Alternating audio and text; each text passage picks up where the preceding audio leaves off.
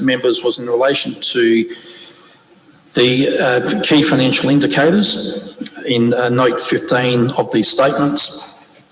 Again, referencing the operating result in terms of the ratio position. But the other thing I wanted to touch on, members, was the net financial liabilities ratio of 80.37%, which is marginally less than the 18-19 result. But we have separately noted the reason for that slight deterioration is heavily driven by the fact of deferred capital works into the 2021 financial year, which is really just timing related. And if you exclude those timing related issues, the result for that ratio would have been essentially the same as the year before. And the last one, in terms of the key ratio I wanted to touch on, members, was the asset renewal funding ratio, with a outcome result of 114%. So again, that's demonstrating that council invested appropriate funding in the replacement and renewal of existing assets, and that has been the case now for a number of years, which has been a positive result. Chair and members, I believe there's certainly the key findings from the statements themselves. Obviously, there's a raft of supporting notes contained in the statements supporting those figures. And obviously, you've had the informal discussion with the auditors prior to this meeting, but certainly happy from staff to answer any questions or seek any comments from the auditors while they're here at the meeting. Okay. Thank you, Paul. So I open it up to the committee members for any items in relation to the financial statements, and then we'll go through the other documents that's as part of this agenda item. Yep. Karen? Yep. Thank you. I'm just looking at the Galpin's report, and I'm looking at Appendix 5 risk ratings on page 27 of the report, page 88 of our agenda, and the attachments, just on some of the risk ratings and some of your findings around that. If you like to make a few comments around that. Any comment you'd like to make? In terms of our selected risk ratings for the various findings? Sorry, is that the question? Yeah, the audit findings identified in the interim report where rating is obviously rated certain risks.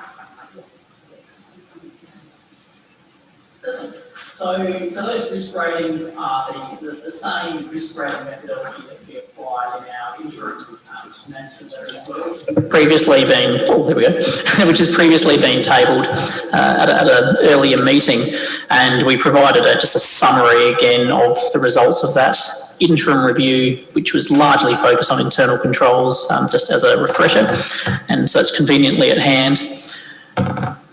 So we are anticipating issuing a unmodified opinion on internal controls, which means that we're satisfied that council is compliant in all material respects with section 125 of the Local Government Act and the requirement for a robust internal control structure.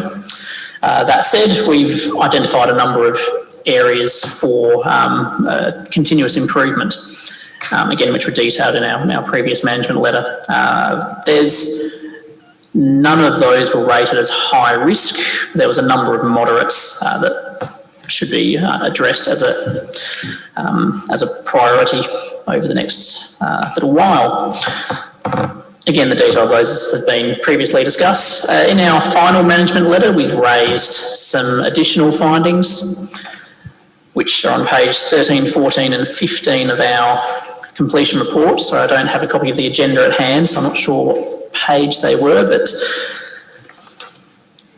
these were around the capitalisation of salaries and wages, the differences in the allocation of addition movements and movements within the asset register versus the general ledger, and some commentary on some excessive leave balances that we've noted. Again, none of these findings were rated as high risk, but we have 2 moderate risk findings. The finding around the capitalisation of wages. So we did have some discussion about this in the previous session, so I don't need to go into too much detail. But in a nutshell, there was a requirement to do a manual adjustment to the value of wages that had been capitalised during the financial year. This was a late adjustment to the financial statements, and something that we took some particular interest in from an audit perspective, and did some extra work to satisfy ourselves that that adjustment was reasonable and warranted. And following that work, we were satisfied that the end result and the value of wages that's being capitalised is reasonable.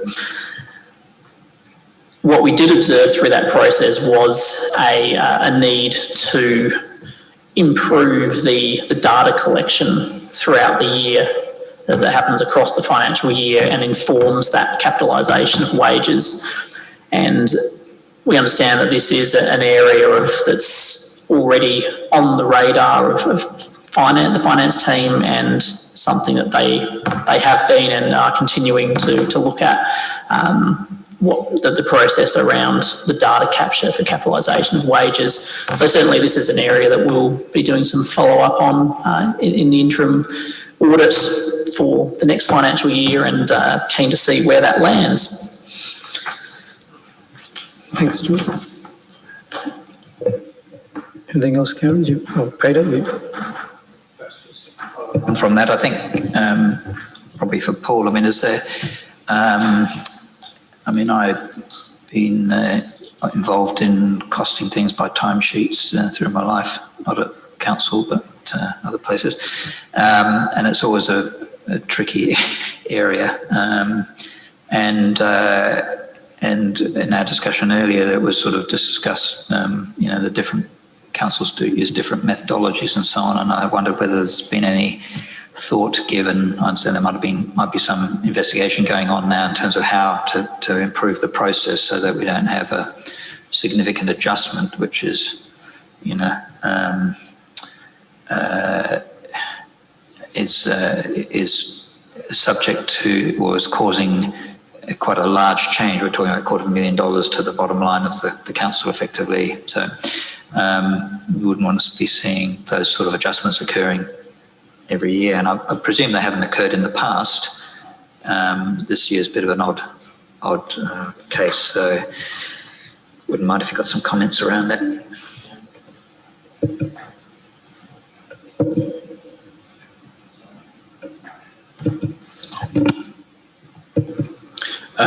Thank you. Through the chair, yes, certainly in terms of the manual adjustment that was had to be done for 1920 result. I've certainly indicated to staff I'm not wanting a repeat of that in future years by any stretch of the imagination. And there have, as we've noted in the report and with the discussions with Tim and his team, we had already identified that we're having internal discussions in this regard already between finance and engineering to essentially work out what is the most appropriate option, and in terms of capturing this data on an ongoing basis. Suffice to say, finance and engineering are sort of looking at it from different sort of perspectives, but nonetheless, we have had a series of conversations thus far, such that we'll be landing on the position that's appropriate and accountable, because I'm certainly keen to make sure that all staff time is correctly captured through timesheets on a regular basis, and so we're working through that process internally, such that we don't have a repeat circumstance.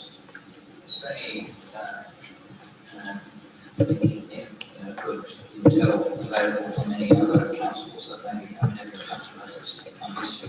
And I suspect it's somewhat of an issue in every council, but is there a appropriate way to address this? Maybe?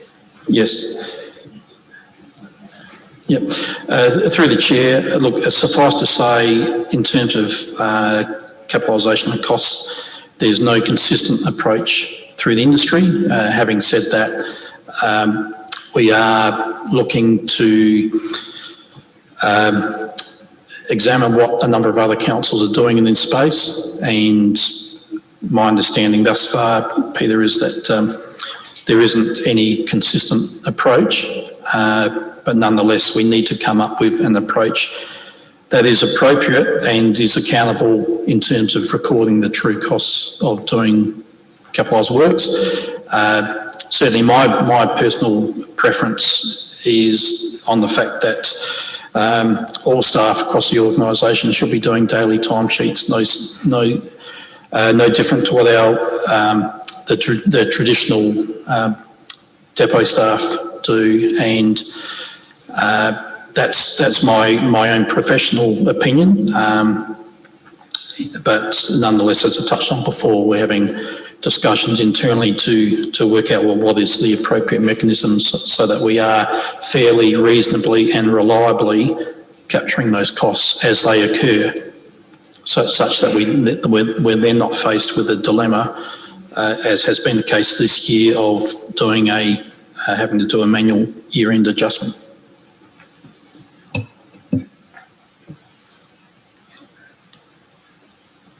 Any other questions? Can I just go back to the statements, Paul, if you don't mind? I wouldn't mind so this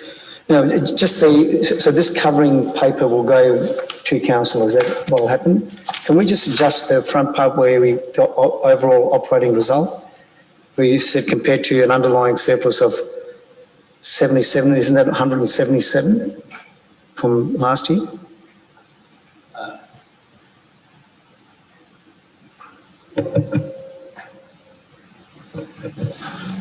Through the chair, what we're reporting on page 4 of 34 of the agenda is the underlying result.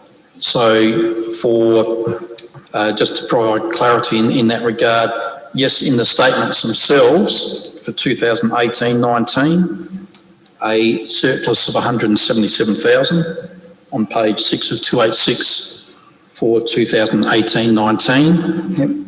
What we're commenting on page 4 of 34 of the agenda under item 1 is what we're showing is removing the distortion from the advance payments, such that for 18-19, with that distortion removed, it comes back to it reduces it by 100,000 down to 77, Yep. whereas the distortion, so to speak, for 19-20 is only in the order of $10,000. Okay. Now, can I go to income? The note, is it 2, isn't it? The income note, I'll let me get the page.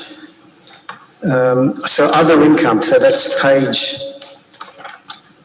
19 of 59 or 21 of 286 of the papers. So other income. Now, whereabouts, I assume Gawler got the SAP and Networks refund? Correct. So is that somewhere in there? Yes, through the chair, that would be in note 2F, other income under other. That amount we got from Sapin, I think, was in the order of 171,000. Okay. So that would be part of the 240,000 reference for 2020. And how much was the Gawler amount? In the order of 171,000. Okay. The reason I'm saying that is I've been raising that at every other audit committee. I think it's significant enough to be shown on its own. That it's other income from SAP and Networks, the rebate or refund, sorry, not rebate, the refund that they received. And again, it was an effort on behalf of the SALGA that did that hard work to get it back, and I think it should be across the whole sector. So again, it's up to, yes. again, that's a call for management and the council to solve all the things I've been raising it elsewhere. The other one was in relation to capital commitments. So can explain to me that 860 odd thousand that's still there. So it's just got infrastructure. So that's note 14. 14. Through the chair, in that regard, are you suggesting you'd like a well, I just want to know what breakdown? does, if it's just infrastructure. So are we saying that it's on, roads, bridges, or I don't know. So what to have the word infrastructure and going from last year from 275 to 820 as a outstanding capital commitment. Through the chair, suffice to say that does, it obviously relates to capital commitments, and Aaron, you might just be able to provide some clarification, but I suspect that's projects in the likes of, obviously projects that are crossing financial years, and there's been a few projects in that space, whether it be the likes of the Walker Place redevelopment and potentially the swimming pool redevelopment, which commenced. Both of those projects commenced during 1920, and there would have been commitments in that regards to complete those projects. I'm not sure if there's any other projects, Aaron.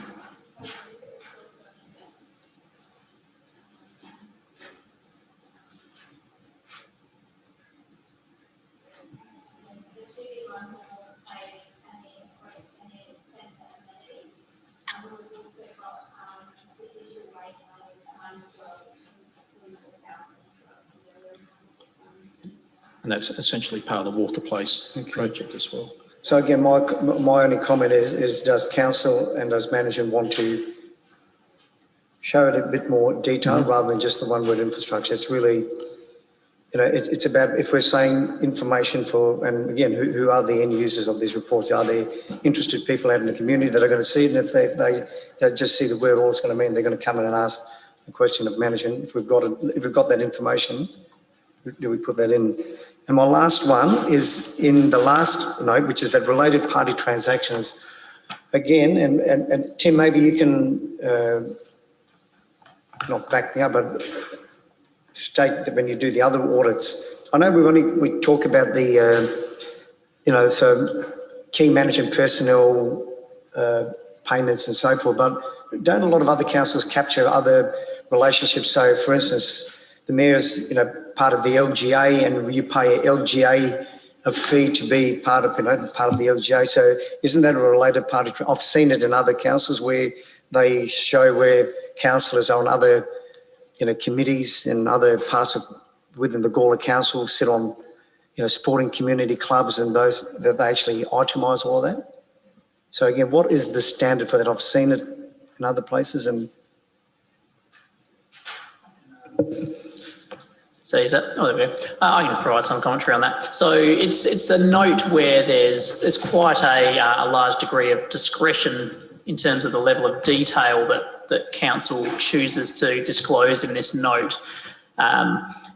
There's certainly a broad range of disclosures across different councils. Some councils you'll see it'll be 2 pages of paragraphs of text describing various relationships, and councillors who sit on the local bowling club and they received a $100 donation from the council, right down to that sort of level, versus this is probably at the other extreme where it's essentially the bare minimum, if you like, that's required under the standards. In terms of what's the appropriate level of disclosure, it really depends on the council and on, I suppose, the judgment of management and the essentially it's your opportunity to be transparent around all of the little relationships that are commonplace in local government. If you have a group of elected members on a council, undoubtedly they're going to be interested, driven local people who are involved in a number of different community groups and businesses across the council area. And so this is, I suppose, an opportunity to just draw attention to some of those relationships, even where there aren't any material transactions occurring. But again, that's really a judgment call. That opportunity is there, but it's not mandatory. You don't have to disclose each of those immaterial relationships. But And again, the other side of it goes back again, what council and management ultimately want. The question is, do you all disclose that type of information in your annual report?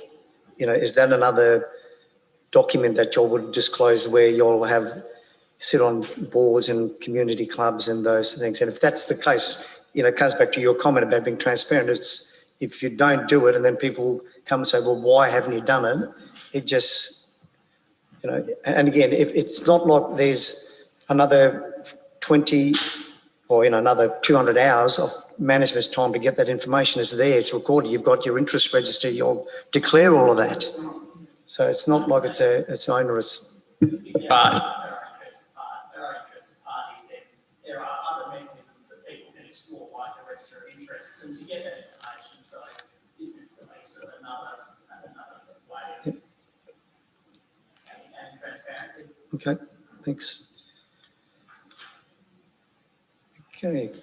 Anything else, Paul? Anything from you in relation to these items? Now, Tim, I'm going to ask you one question. Your independence, because I know we haven't got the signed letter that you'll sign it after, but Henry and me have to sign that we believe that their auditor has been independent during this whole year. So can you verbally tell me that you have? So I believe you should have a signed copy of my letter. Yes, I believe so. In addition, we also took state that in the audit completion report as well. Okay. I'm more than happy to verbally Okay, advise. thank you. So then I can sign that one tonight, yeah. Okay, thank you. Okay, so sorry, Peter, you want to? A couple of trivialities. One is under note 1, where we've got the FAG grants. The table there goes over 2 pages. This is note 1.3, item 3. The table with the grants, annual and received allocations, goes over 2 pages. It'd be nice if that could just be tidied up so it's in showing on 1 page and not split the table up if possible. That's just one item. The other item I had was in note 21. I'm not sure whether these are actually final pages, but I presume they're pretty close. There's item 3 under legal expenses. Says council had notice of XX appeals, so you either need to say 0 or 2 or whatever it is there rather than XX, just to tidy that up. That's all, trivial. Okay. XX and numeral means that they had 20 appeals. So let's correct it. Let's correct it to nil if it is nil. Okay, no further comments. Then we've got a 5-part recommendation that the statements be adopted by council on the 24th of November, the certification by the CEO and the Mayor, the auditor's certification of independence be received and noted, and we've done that, and I'll sign it with Henry as well. And then the manager representation letter be received and noted. So someone to move that way. Thank you, Karen. Seconded, Peter. All in favour? Okay, carried. Thank you. Thank you, Tim. And Tim, you're most welcome to hang around for the remainder of the meeting. Yep, no problems. Yep, so Paul, over to you, 6.2.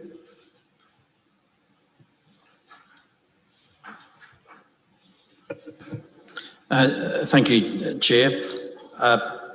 As I touched on earlier, the reports that's just been presented and passed is obviously the draft financial statements, which simply just outline the actual result for the year compared to the actual result for the previous year.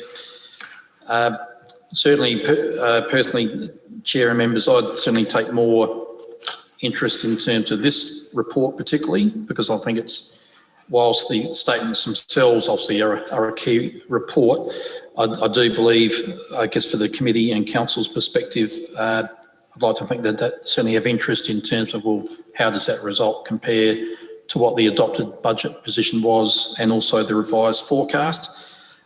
So what we've done in that regard, members, is consistent with previous years. We've endeavoured to provide what I believe is a pretty comprehensive report outlining certainly the operating result being the key financial performance measure for the council. And what we've done in that sphere is provided initial commentary in the front of the report, then given a breakdown with each of the rows represented in the statement of comprehensive income, similar to how we've previously presented them to you in table form, but then also provided supplementary comments to inform members, particularly explaining the movement, percentage movement from the income or expenditure from the previous years. Then supplementary to that on page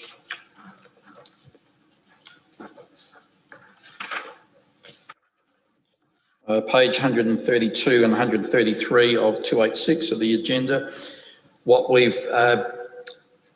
wanted to demonstrate there is a capital expenditure analysis showing the capital works done for the year, identifying the projects that were work in progress as of the reporting date, but also the projects relative to whether they're replacement, renewal or new and upgrade, and reporting those final totals compared to the adopted budget and the forecast.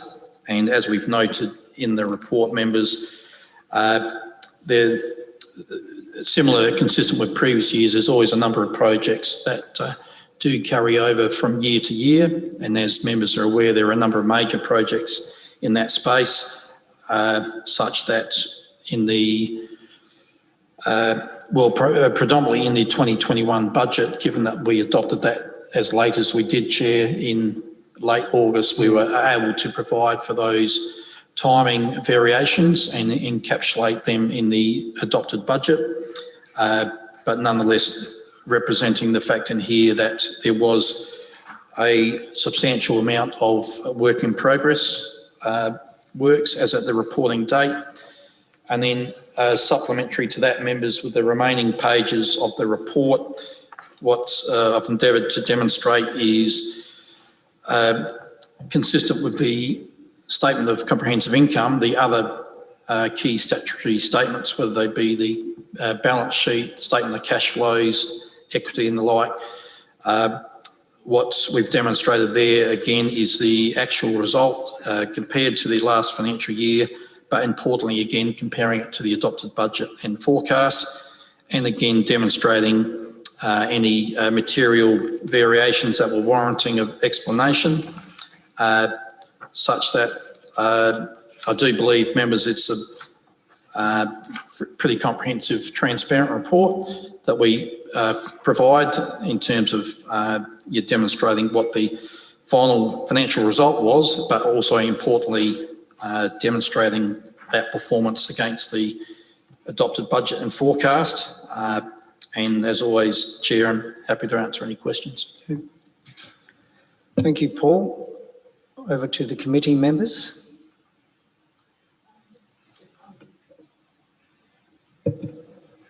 Thank you, Paul, for a comprehensive report. I'll just note that the increase in operating expenditure, just a little bit about, if you could expand on point 1 and point 2.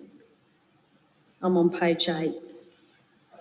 So I'm just looking at the increase, and you've explained the elements of that increase, of why it's gone up. And you've got 4 points there.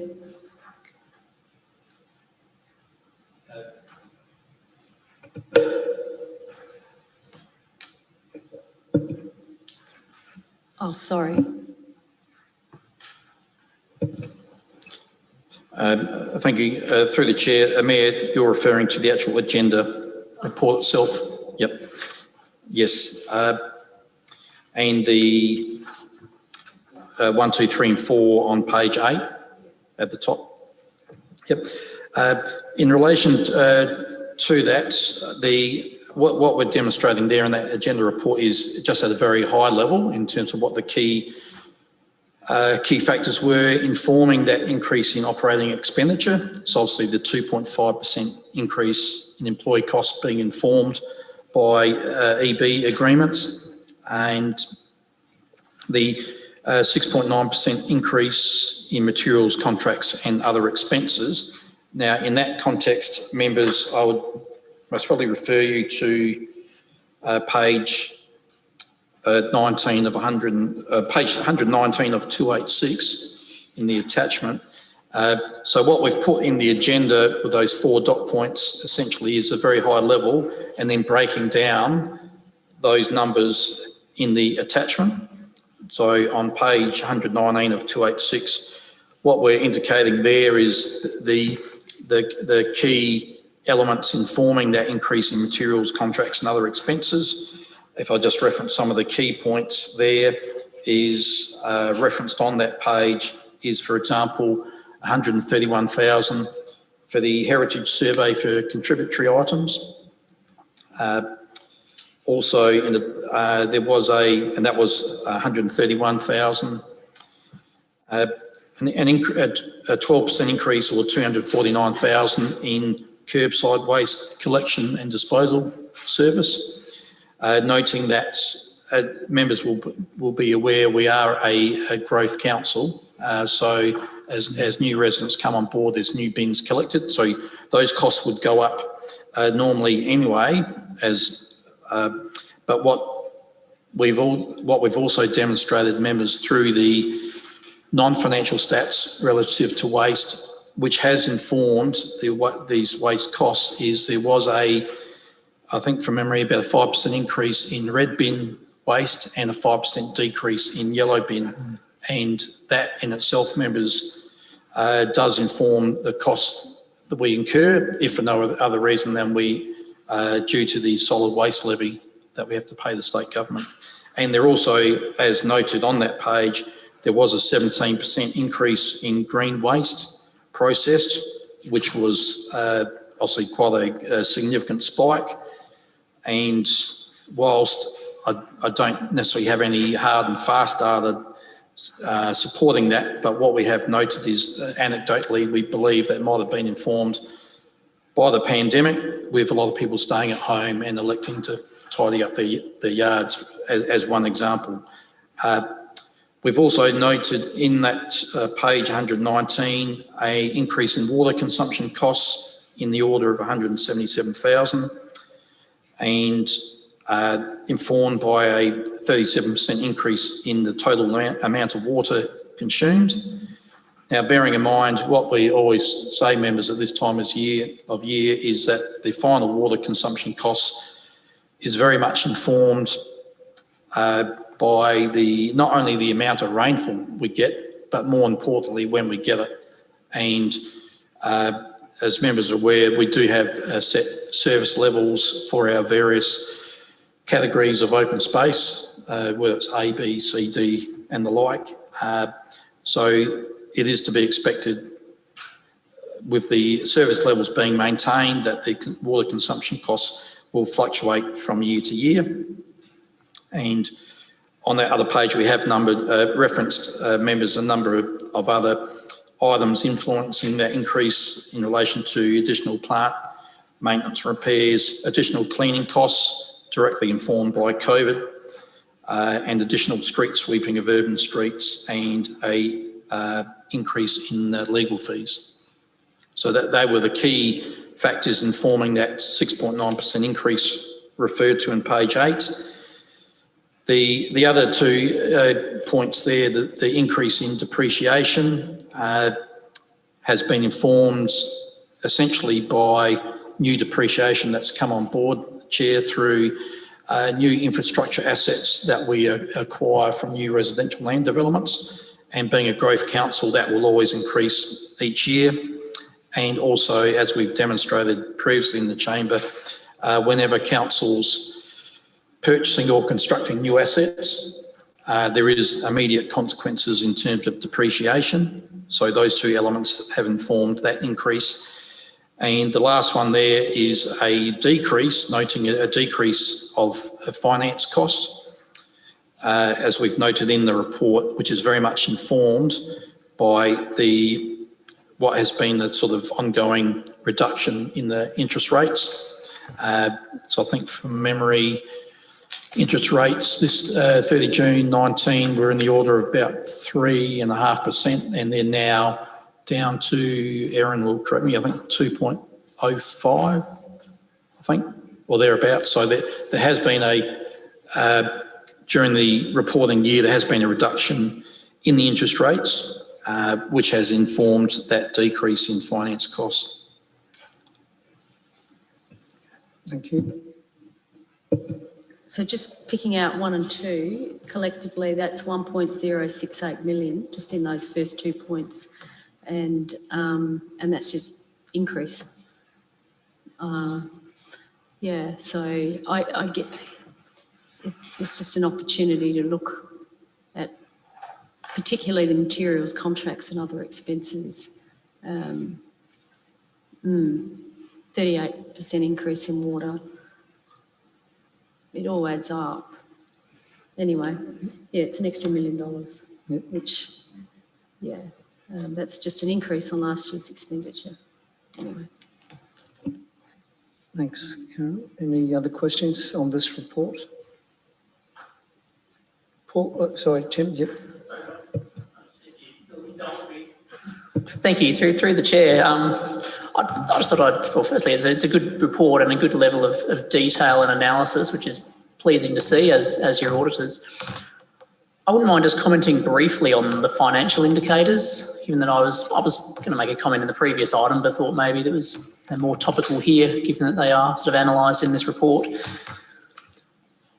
So the financial indicators which are in the statements and in this report clearly indicate that you're operating in a financially sustainable manner. You've got, you're making operating surpluses on average. You've got net financial liabilities ratios within the target ranges set by the LGA, and you've got asset renewal funding ratios actually over the 100%, meaning you're well and truly keeping up with your requirements there. There's two things that stand out for me that are a bit unique for Gawler. Firstly, the net financial liabilities ratio, it is higher than average. The metro average in South Australia is around 39%, state average about 34%. You're sitting at 80% plus. And the operating deficit that's been made in the current year, and you're anticipating some deficits, I think, for at least the next couple of years as well, I think are both just worth briefly mentioning. So we've looked at your long-term financial plan as well, and note that there's a deliberate it's a known or intentional strategy to run deficits for a few years in the context that you are a growth council, and you're anticipating or budgeting in your long-term financial plan around about 5% or a little less increases per annum in your rates revenue as a result of some modest increases and increases in capital value and then growth, which I think is a reasonable assumption that you'll naturally then turn around that deficit into a surplus. And we're also, the long-term financial plan demonstrates some significant reductions in your net financial liabilities ratio by the end of the 10-year plan. So I suppose I just wanted to highlight that and say, I suppose on one hand that I'm supportive of that strategy. Just as an outside observer, I think it's a reasonable strategy, and that the long-term financial plan demonstrates that it's sensible and likely to be achievable. And also what it demonstrates in that plan is that you've got some capacity in the borrowings, and also in your I suppose your asset management space to look at improvements in asset management and service levels, and you've got some flexibility in those plans. So I suppose one other thing that stood out to me when we were looking at the financial statements, financial statements tell a story, And one of the stories that's told through the financial statements is your very low disposal costs on road infrastructure, for example, which tells me that you're disposing of or doing your roadworks sort of right near to the end of the useful lives of the assets, which is again a bit unique for Gawler, and so that's that makes me sort of think about your asset management plans and your service levels of roads, and that might be an area in future where you see some increasing costs, perhaps. I'm only speculating, but the good news is that you've got capacity for that sort of thing in your long-term financial plan, and so certainly you're demonstrating some strong financial sustainability. Thank you. Thank you, Tim. Good to know that our auditors have that confidence. Paul? Thank you, Chair. Just further to that, because certainly as Tim rightly points out, from a sort of industry comparison perspective, yes, acknowledge the net financial liabilities ratio is at the higher end of the scale. That's always been acknowledged. Nonetheless, it is within that policy position set by Council. Bearing in mind for the 2021 financial year, we are forecasting to that ratio result to be in the mid-90s. But I wanted just to draw members' attention to page 100 of 286 in the attachment, because I deliberately put this graph 1 in there relative to, and we've done this each year's members, because I think it's an important point of reference that, and I've deliberately illustrated in that graph 1 going as far back as 2006-07, what our net financial liabilities were back then. And as I've noted in the last paragraph on the following page 101, certainly what the long-term financial plan envisages is that sort of cyclic trend upwards and downwards. We're anticipating that would continue to occur, and as members, particularly of the committee and Chair, you'd be certainly aware of this. Historically, back in around about 2010-11, the Audit Committee challenged Council to rein in its operating deficits, get its debt down, but there was also the key intent to reduce debt to free borrowing capacity to deliver the building we're actually sitting in. And if we hadn't done that, we wouldn't have been able to do that. Now, naturally, as a result of the Civic Centre construction, that was a key catalyst with the ratio result increasing since 2015-16. But the long-term financial plan, members, has very much been predicated on the fact of reducing debts in the short term such that we can then free up that borrowing capacity to what we've previously indicated, to do that next iconic project. And nonetheless, COVID-19 may well have a sort of consequential impact on that. But I just thought it was important to reference, particularly for you, Tim, there has been that sort of that trend, that deliberate trend. But I think it's safe to say, members, the industry position from the get-go from the liabilities ratio has been, and it's been widely accepted, that the ratio result shouldn't exceed 100%. And I think from memory, there's historically only been 2 or 3 councils that have been above that. And certainly in the last 10 years, further to what Tim was saying, there's certainly been evidence that on average, that ratio result has been reducing. But that's not, as I've often said, members, a council that, for example, has a ratio result of 50% compared to 85% for us, for example, to me, that does not demonstrate that council with a 50% ratio is a better performing council, because that could indicate potentially an underinvestment in replacement and renewal. So in saying that, what I'm meaning is you have to look at all the indicators together, not just in isolation. but certainly recognising the fact that we are a major growth council and there's financial challenges that come with that. Thank you, Paul. Any other comments on the financial performance summary indicators? I've got one on the non-financial, Paul. Again, this is just wanted to know around leave entitlements given the COVID and how that's tracking and what's managed. Is there a leave plan in place for management to ensure that that doesn't start to go north with it as well? Yes, rest assured, members, the executive is certainly very much on our radar, and as the auditors have raised in their management letter appropriately, that yes, we're endeavouring to make sure that the appropriate leave is taken, and particularly staff who may have excessive leave balances, we're insisting that they take more than their 4 weeks, because I very much recognise that if that appropriate leave isn't taken during the year, at the end of the financial year, there is dollar consequences. And so to put that in simple terms, for example, what that means is from a budgeting perspective for the employee costs, we budget each year on the expectation that each employee will take their 4 weeks entitlements.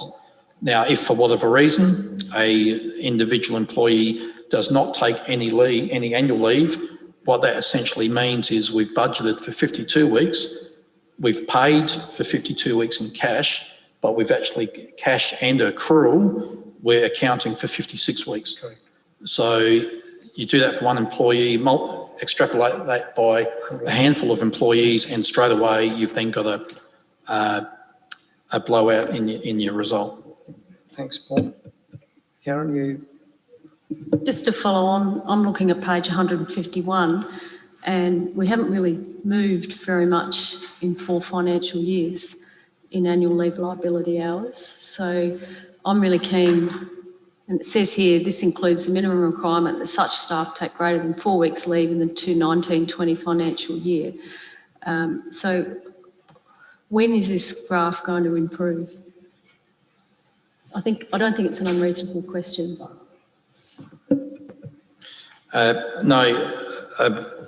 Through the chair, Mayor, yes, certainly recognise the graph 7.4, that there's only been very modest movement in that regard.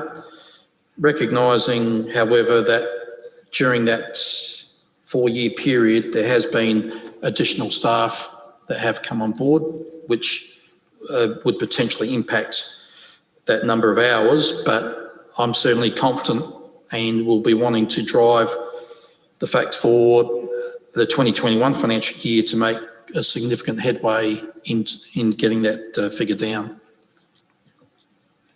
Thanks, Paul. And look, it's more than just the financial. I mean, the whole idea of why legislation is there for your annual leave anyway is for people to have a break. You know, and again, I've been hearing stories, well, but I had an overseas holiday planned and we can't. Well, that's not the reason why you get annual leave. It's not to go on overseas holidays. If it gets built into that's all well and good, but it's about making sure from a work health and safety that people are taking their leave. So again, my earlier comment, I assume there is a leave plan that executive are pushing down through management and down to the staffing levels. Okay, thanks, Paul. Paul?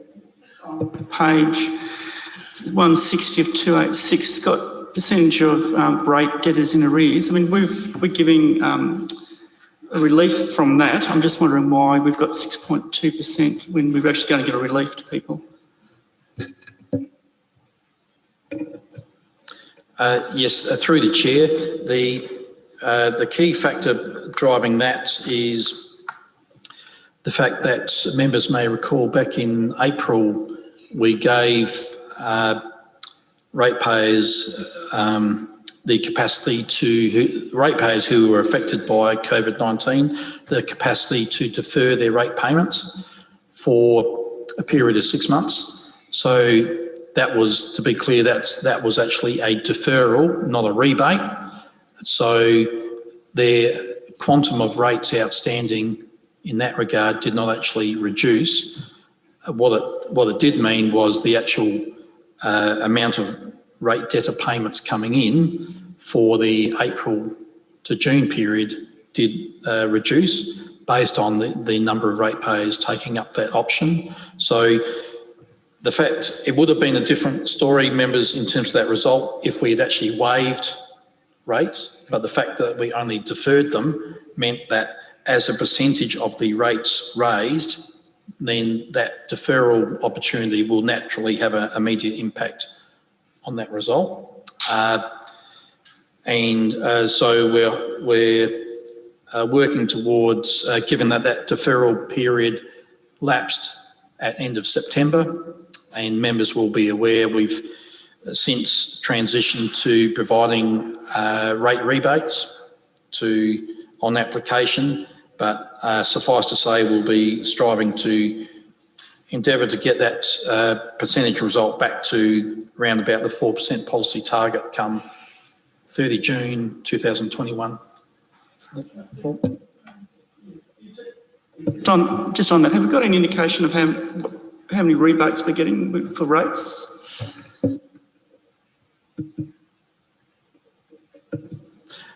Yes, through the chair.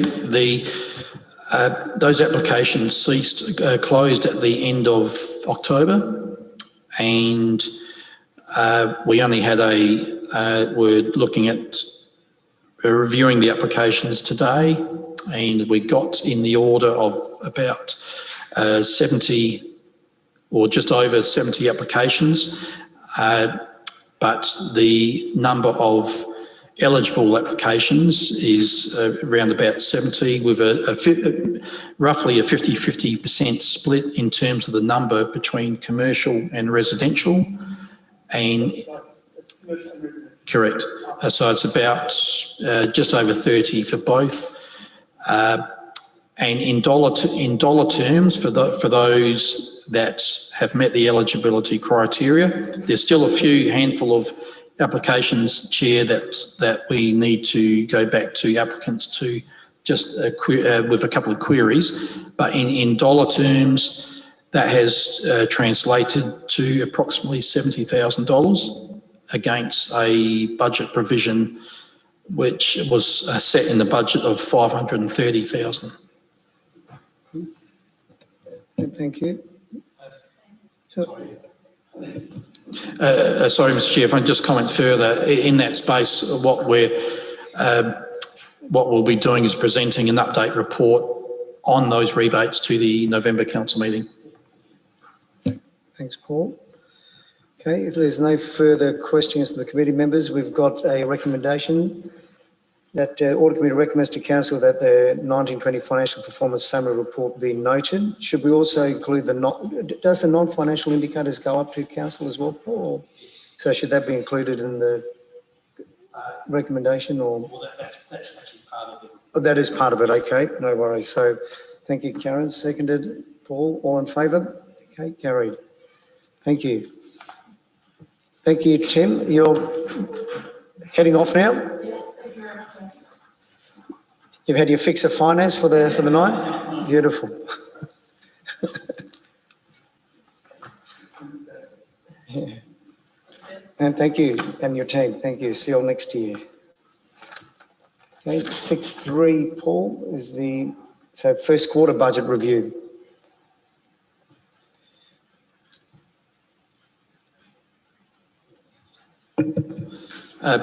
Thank you, Chair. As the natural segue from the 1920 result, what we're now presenting to you tonight is the draft first quarter budget review. And as we've noted in the report, each year the first quarter budget review, the focus is predominantly on bringing to account the financial result from the previous financial year.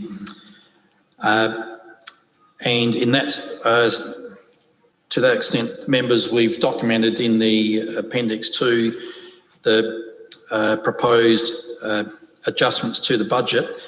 But as we've noted in the report, Given that the 2021 budget was adopted as late as it was, there is only, I think, one sort of material project that we're proposing would need funds brought forward from 1920 because the various other projects have already been encapsulated and incorporated in the adopted budget in late August. The key points members just wish to draw your attention to is firstly relative to the operating result and the movement in that space. Members will be aware that the adopted budget was predicated on a deficit in the order of 1.689 million, heavily informed by our COVID-19 response. What the changes we're proposing for consideration tonight, from a revenue perspective, is heavily informed by the federal government budget announcement relative to one of their funding programs called the Local Roads and Community Infrastructure Program. We had in, I think about May, June, the federal government had announced that we would get in the order of 400,000, which we've, I believe, since received. What the recent federal budget announcement indicated was that infrastructure program, the total funding was being increased from 500 million to 1.5 billion. And we've recently been confirmed Town of Gawler's share in that space is $912,000, which we're reflecting in the proposed adjustment for operating revenue, noting that $912,000 is treated as operating revenue, not capital revenue, from the perspective that council does actually have discretion on what projects that can be aligned to. Is only shown as capital revenue if we have no say in what it's spent for. So for example, if the grants that we got for Murray Street Stage 6, Stage 7, they've been dedicated to a specific project, and we reflect that as capital revenue. However, the accounting standards are clear in as much as grant funding like this, where there is discretion on what it can be used for, is recorded as operating revenue, despite the fact that the projects the money will be used for will predominantly be of a capital nature. Now, those projects, obviously, council will need to turn its mind to in due course as to how that funding is allocated, but that is certainly a key driver relative to the forecast reduction in the deficit to 994,000. The other major variation with the operating result that we've reflected in the adjustment, members, is the doing a correction in terms of the accounting for the sporting club grants as our COVID-19 response. The 2021 adopted budget was predicated on the basis that they would be treated as a capital expenditure. However, the advice we've since received through our auditors is that despite the fact some of those dollars may be for capital works, the fact that we're actually giving as a grant payment means that we have to reflect that as operating expenditure. So we're proposing that as an adjustment for consideration tonight.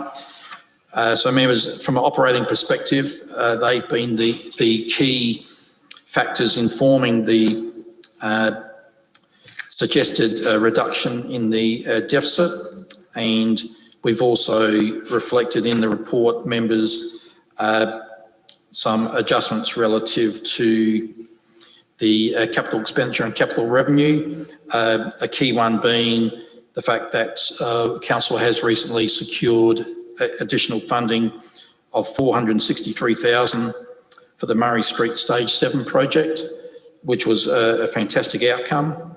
And essentially utilising part of that money to offset some of the nominal capital expenditure variations reflected in the report, including, for example, the additional funding proposed for the High Boulevard Musgrave Avenue Reserve, which has been the basis of a previous report to council, and that's been informed by the recent asbestos contamination that was discovered on site. And we've noted on page 13 of the agenda the impacts on the various ratios, indicators. So with the operating deficit coming down, that's the flow-on effect from that is referenced by the operating ratio result reducing from minus 5.53 to minus 3.16. We've also noted that the net financial liabilities ratio is essentially remaining unchanged from 95.7 to 95.6, and there has been a nominal increase in the asset sustainability ratio, informed by the adjustments we're proposing tonight, going from 128% to 138%, which I suggest would be predominantly informed by the proposed additional allocation for the Musgrave Avenue Reserve. But members is always happy to answer any questions. Okay. Thanks, Paul. Karen? Thank you. Thank you. Just a question on the 912,000. Can that be used to offset the state government community infrastructure program, the $100 million? Or aren't we sure about that? Look, David, being our grants guru, might be able to provide further comments, but certainly what I'm aware of, Mayor, is in relation to the Local Roads and Community Infrastructure Program, what has been clear is that it has to be used towards new projects. So it can't be used towards a project that's already in the budget. It has to be a new project or an increase in scope of an existing project. But in terms of leveraging from other grant funds, David's ours, or the grants guru, might be able to provide more commentary. So through the chair, we're yet to receive the advice from the state government as to what the terms and conditions are for that grant, but it's definitely now thinking pot as if we can leverage other money that we're receiving, as we did with the Murray Street Stage 7. So we successfully leveraged special local roads to achieve the additional 463 in heavy vehicles. So council's contribution is actually only ended up being 1/4 in terms of council cash. The rest of it's grant funding, which is a great outcome for council. So yes, we're looking at that definitely, but we haven't received the state government advice on the terms and conditions and what you can and cannot do yet. Thank you. Just one other observation too in relation to the state government funding, reading through some of the fine print, what particularly pricked my interest was that fine print did say that councils that have gone over and above in terms of providing rate relief will be seen very favourably. And as we've previously demonstrated, Chair, our rate rebates we've provided from the compared to metropolitan councils and the region, no other council is doing it anywhere to the extent that we are. Good. Excellent. Thanks, Paul. Okay, any questions, Peter? Through Chair, just you've clarified the 912,000. I presume that can't be used for renewal work. Has to be used for new capital. Is that? I understand. I guess they're still subject to the rules, but is that how you're seeing it at the moment?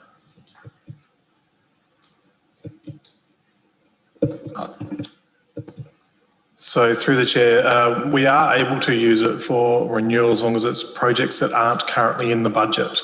So what we're turning our mind to the executive is, are there any renewal works that were forecast for example, in 21-22 that we can bring forward because they're technically not in the budget as it stands, but they can be, as long as it's local community infrastructure, it can be renewal for those ones. Considered in the process, because otherwise you're just adding more depreciation for later on. So good. And the other question I had was on the 200,000.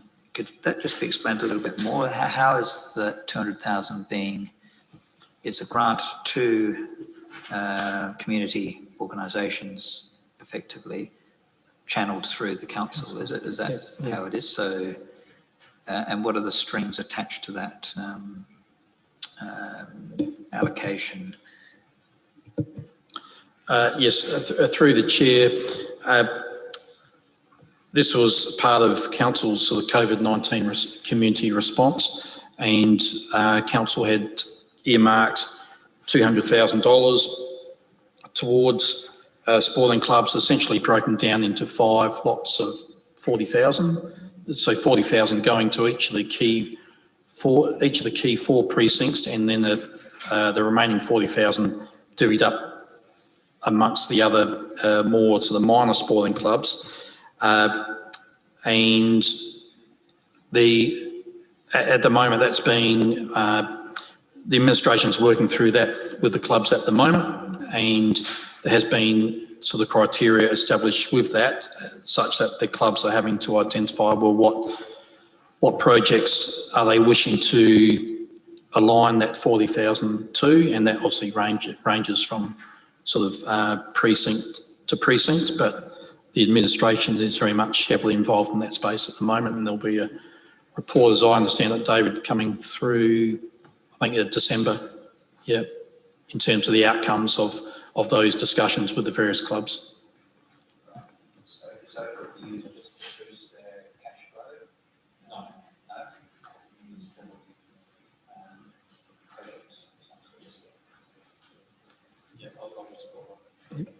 No.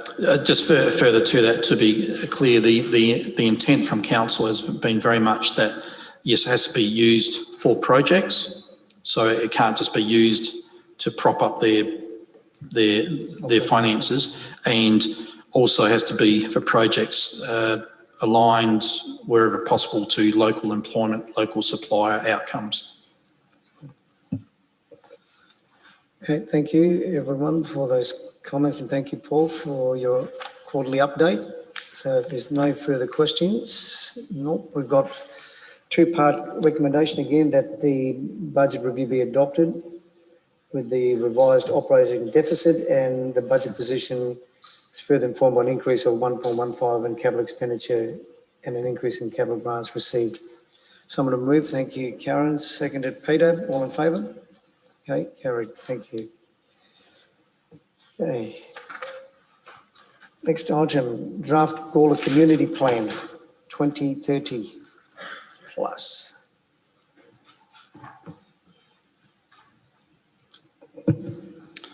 Yes, through the chair, the draft community plan is out for consultation at the moment.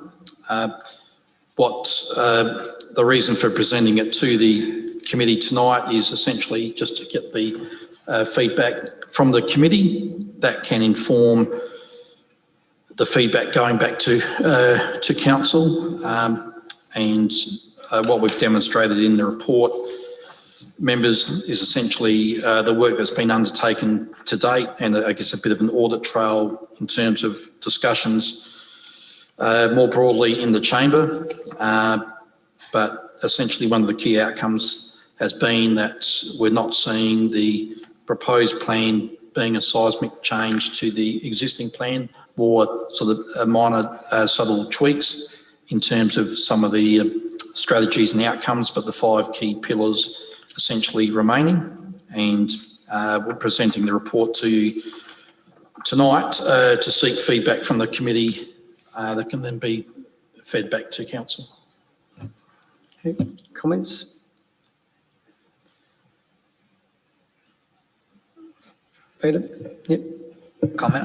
I'm pleased to see the report come to the Audit Committee, because I think it helps inform certainly the independent members what what the council's got on its plate and wants to do. And I'm pleased that it's got some reference to, sustainable financial organisation as well, which is good. So I don't have any further comment on that. It's an interesting report. I've read through it, so I'm now much more educated about what's going on already. So thank you for that. Paul, if I can maybe just in relation to the area of leadership, and we've got the governance, is that, maybe, again, state that as part of the governance arrangements you do, that there is the ongoing, audit committee, and maybe even part of that committee is going to change its focus from an audit to an audit and risk committee if all the LGA changes get through. So that's my only one there. But other than that, yeah, as Peter said, I think it's good when you read this because it helps you frame your mind and looking at these type of things when you're looking at, the year-to-year results, and you can keep your mind forward ahead and think of what else is going to happen and what is being planned. So it's great. Okay, any further questions? I think the councillors have already seen it in there. So recommendation that we consider it, and we've provided feedback to the draft community plan. So someone to move that away. Peter, thank you. Seconded. Karen, all in favour? Okay, carried. Thank you. Okay.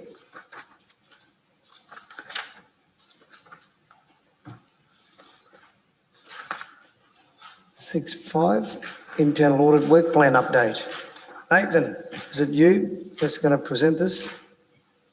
I can discuss through it, yes. If you wish.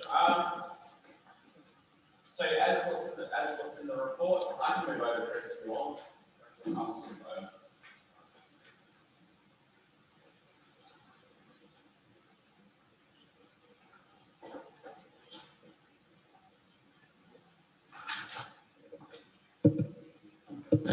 Cool, thanks. So following the last audit committee where Bentley's attended the session and presented a draft plan and feedback that was received, that was then taken back and modified. Then that was then forwarded out as another revised draft to the audit committee and also the executive team to have a ongoing review at what the new plan looks like from feedback. We had 2 more submissions from the 2 Peters of just some tweaks that they would like built into the plan, and they were put into the plan. And what's brought forward today is the outcome of those 3 workshops, but also review sessions. Okay. Questions, comments? Karen? Someone, can you turn yours off? Thanks. It's Nathan. Yeah, look, I think we've got a good plan here. I think the work around risk appetite sits separate to this, and I think we still need, as an audit committee, to really put some strong timelines around how we manage that going forward. But I was quite pleased to see this updated plan. Thanks, Karen. My question is, so Paul, what budget have we got? So if we anticipate that we endorse this plan and it's now going to council to approve, when are we looking at commencing? I know there was talk about there was a first project that planning on using Bentley's to do that first project. So what's the time and mainly the budget around it?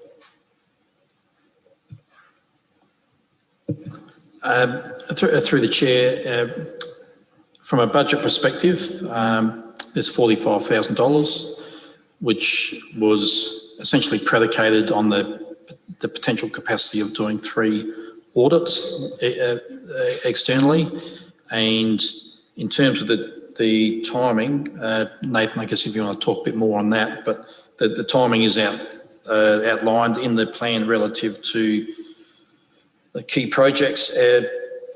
And we've note the integrity framework review is already in progress and looking at the next key one being the asset management, which I understand, Nath, would be around about March next year. Okay.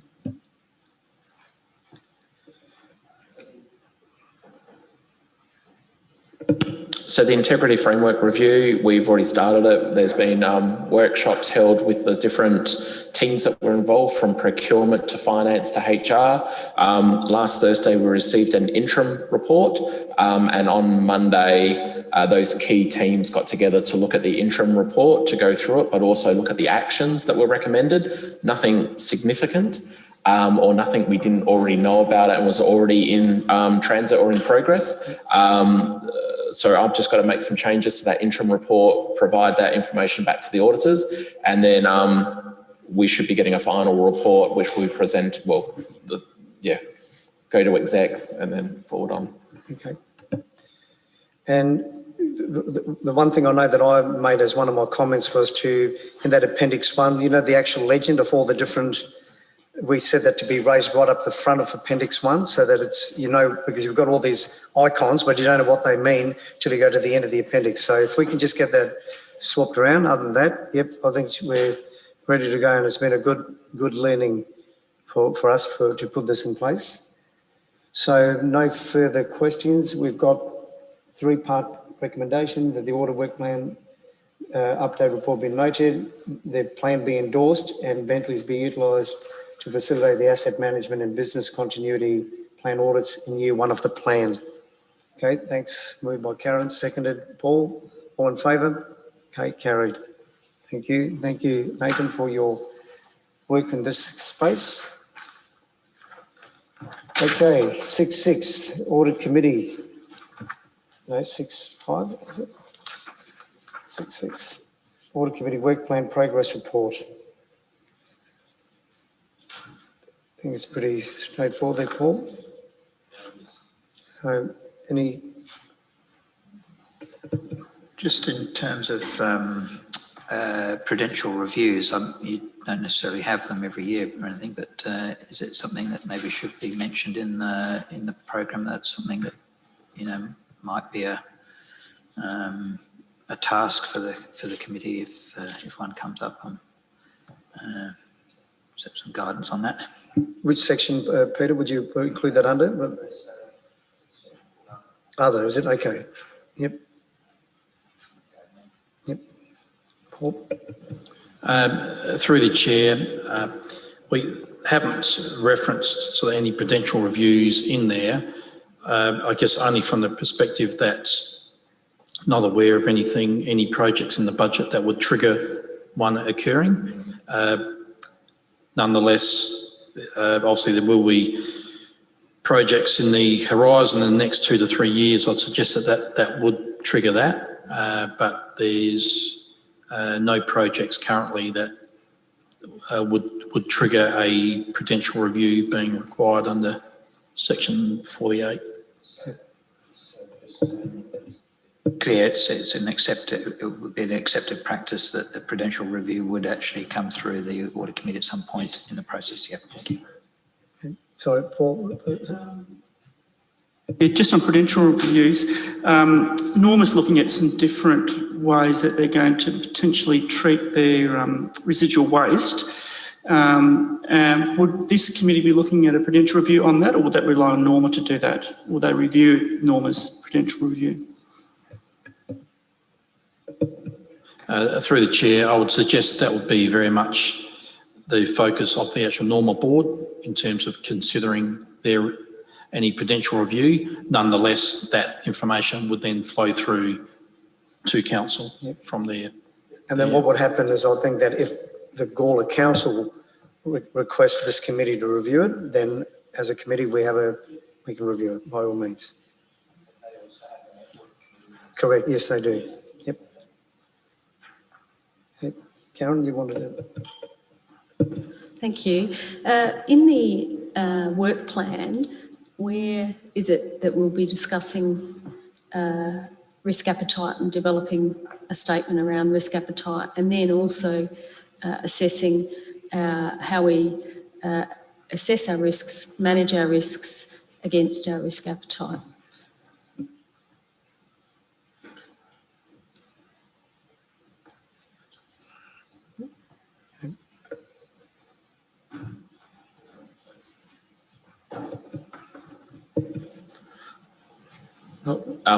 Sorry, Paul.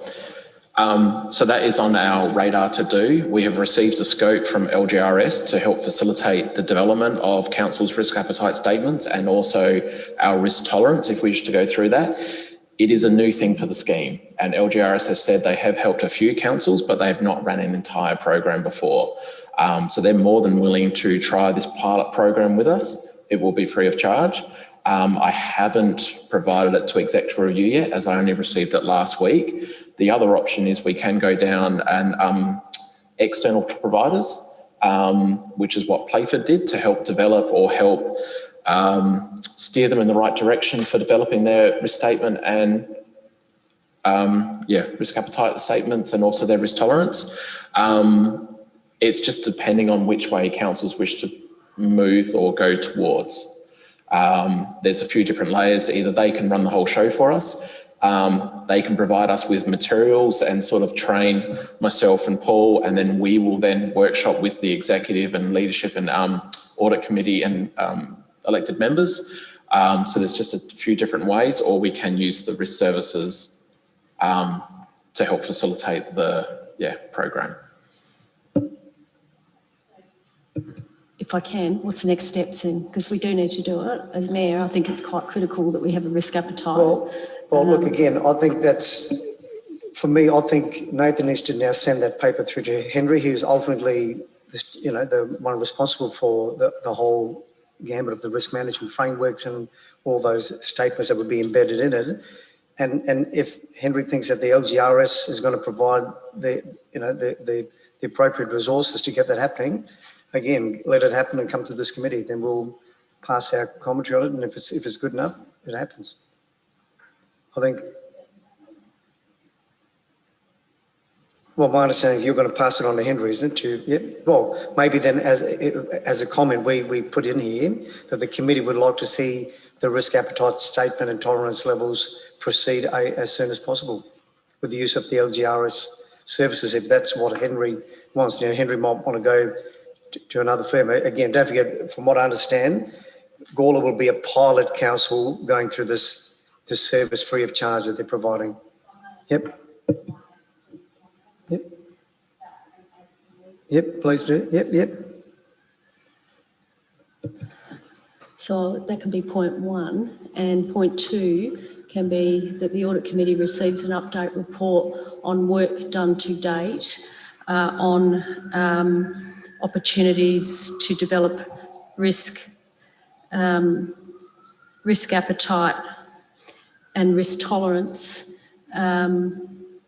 As part of the risk. Receives on opportunities, on investigations. Hang on a minute. That the Audit Committee receives an update report on work done to date by the administration on risk appetite and risk tolerance and relevant and other associated work.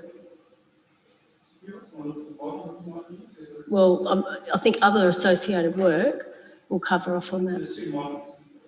Yeah, well, that's an update report on work done to date by the administration on risk appetite and tolerance and risk tolerance, not just tolerance, on risk appetite and risk tolerance and other associated work, and that encapsulates what you're doing and just gives us a report on where we're up to and where you're up to. Yep. And that there's no, it's just a report. Yep. Okay, yep. I'm happy to move that way. Are you happy with that wording, Chair? Yeah, I'm happy. Yep. That says it all. Yeah, yep. it just keeps it on the radar. Yep. I don't think we're ready to put it in here yet. Yep. But once we hear that information, we might be able to. And then it can go on to that point. Yeah. Okay. So you're happy to move that then, Karen? Thank you. Seconded, Paul. All in favour? Okay, carried. Thank you. Okay, 6, 7. Yep. Okay, no worries. Yeah.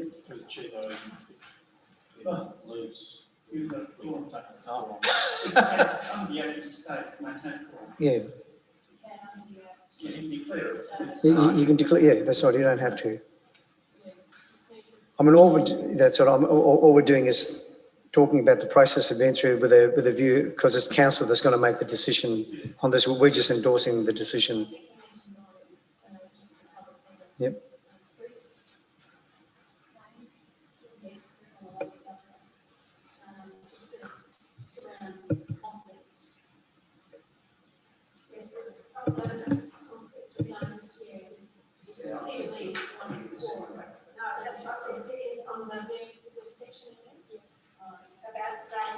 Yeah, well, I said I'd be leaving, but I didn't realise there was a...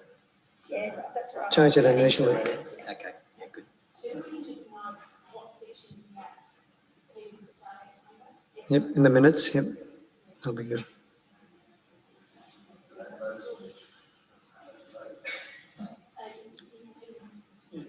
Yeah, yep.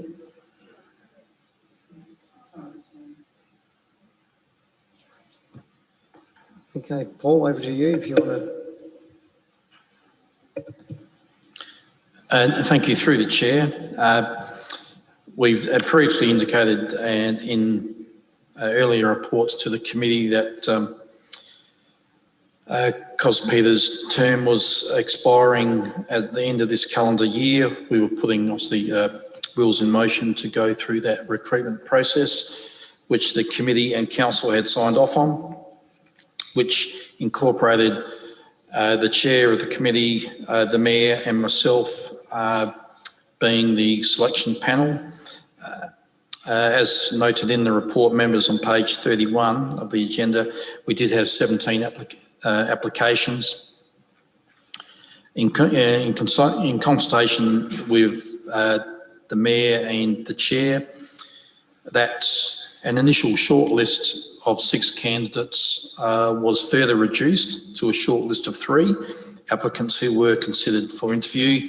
Those interviews were held last week, and the panel came to the collective view that based on the skill set of 2 of the candidates relative to the different skills that they could bring to the committee, one being certainly from a key financial skills experience, but alternately one of the other applications was very much had a keen interest, desire and experience in internal audit, and the panel was of the view, given the different skill sets in that space that could be provided, and Chair, in addition to your skill sets from the risk perspective, we believed that it was appropriate to recommend to the council that appointing 2 new independent members instead of 1, such that the skill set from those 3 members would be bringing to the table would be risk, finance and internal audit, noting that internal audits are now becoming a very big increase in focus for us. But we're also cognizant members of the imminent potential changes with the Local Government Act relative to audit committees, which will now be audit and risk committees, and the proposed legislation. I'm sorry, Peter, I'm afraid you will have to leave the room. The proposed legislation in that space is predicated on that. Yep. Well, so Peter's got to leave. We've got no. Yes. Yeah. Okay. All right. I've got a material. Yeah, it's unreceived.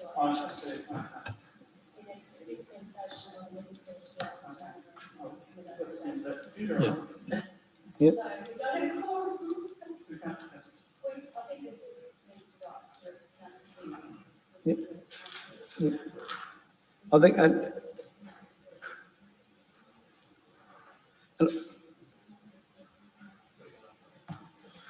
and I think, Karen, and the fact that, we had 3 or, you know, 2 key players on that panel. We're only making a recommendation as to the council whether they, you know, they approve it. So that's all we can do. No, what I was saying is the paper is there. That'll go up, not through this committee. It'll just go up and say that it was done by the committee. Yeah. Yeah. Yep. Yep.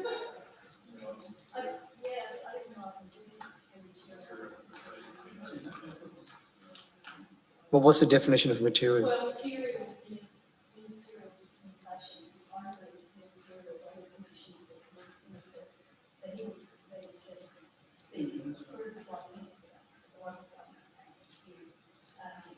to start growing. Whereas with seek an actual, Yeah. included in the Yeah. act Yeah. that you can say what you've done before, and that's what we were thinking of for a couple of material. But what's the what I'm coming at, what's the definition of material though? I mean, Yeah, material are basically being paid. and there's no dollar amount? If a member of the council has a material conflict of interest, But there's no dollar amount. no, it's just material can come in humour, but also reputational. Okay. That's interesting. Okay, there's no dollar amount. That's interesting. A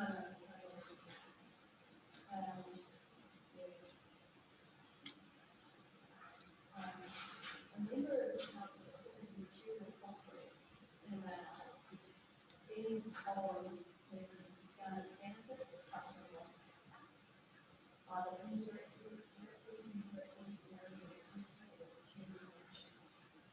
As a member, relative member, or a corporate member, director, right to company exception, partner. Okay, that's interesting.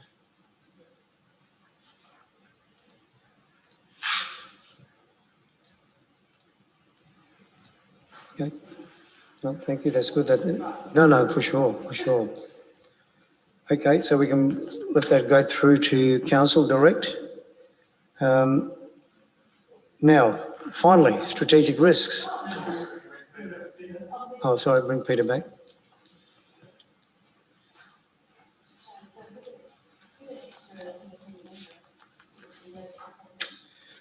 Exactly, yeah. Well, again, it'll be, well, and again, Cameron, when you think about it,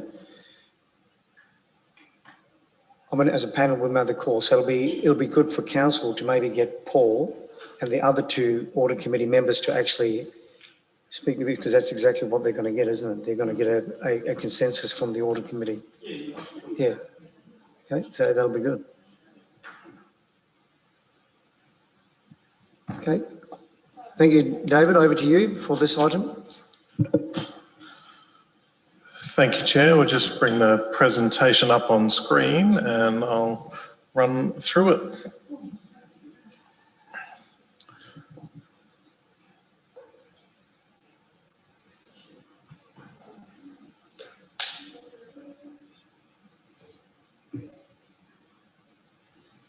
Lovely, thank you. So in terms of our business communications, I've titled it operational risk only because within my division on our strategic risk register, there's only one strategic risk. I will cover that off. However, a lot of the details around the operational risk in that space. So in terms of business enterprises and communications, what we do, we are a digital and business information solutions team, which covers our IT as well as our records management. So all of those items that are listed up there are part of those teams and what they do. And you can see wonderful half of the team down the bottom, Laura and Courtney in our state records facility, TIMG, when they were trying to retrieve some records and find a record from the mid-80s that someone needed.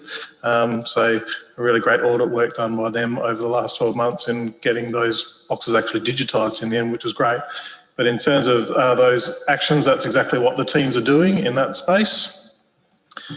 The next area of the division is economic development and special projects, and we look after strategy development, tourism plan, those sorts of things. External funds attraction is a big part of that role. There's only one person in that role, that's Kirsty Dudley, but we've been kicking some pretty good goals in the last few years in external funds, which has been great. And then special projects that fall outside the norm, so to speak. So boundary reform, and we're also looking at a stonemasonry employment program at the moment as well through council's wishes. So they're the elements of the economic development and special projects arm. Also within the division is marketing and communications. Again, a team of one. Donna, she's fantastic in that space. Media management, PR, digital media, all those things, graphic design and brand management all sit within her portfolio. And then I've grouped business enterprises in terms of one slide, but there's three different areas within that. There's the Visitor Information Centre, obviously tourism, services, retail sales and those sorts of things. We have the Civic Centre operations around function venues, meeting room hire, programs and events, facility management, etc., and hub and cafe liaison. And then the Cultural Heritage Centre operations, which is very important working collection management of the Gawler Heritage Collection, as well as looking at exhibitions, services and reading room management as well.